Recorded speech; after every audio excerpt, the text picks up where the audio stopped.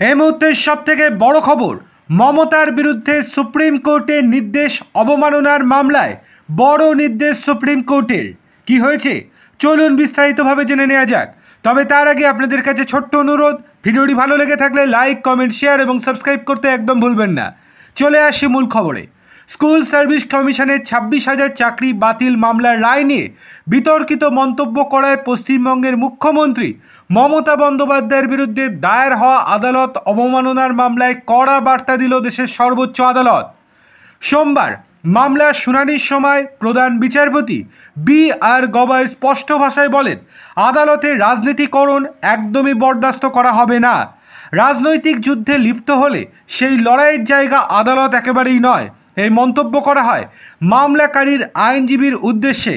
আত্মদ্বীপ নামের একটি সংগঠনের পক্ষ থেকে দায়ের করা এই মামলায় অভিযোগ, স্কুল নিয়োগে দুর্নীতি সংক্রান্ত মামলায় সুপ্রিম কোর্টের রায় প্রসঙ্গে মুখ্যমন্ত্রী মমতা বন্দ্যোপাধ্যায় আদালত সম্পর্কে আপত্তিকর ও অসম্মানজনক মন্তব্য করেছেন, যা আদালতের মর্যাদার পরিপন্থী।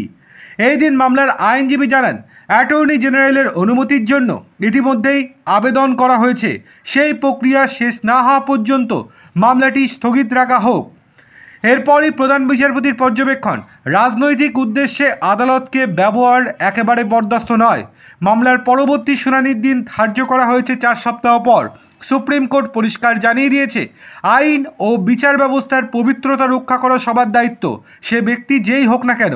আপনাদের রাজনৈতিক যুদ্ধ অন্য কোথাও গিয়ে করুন।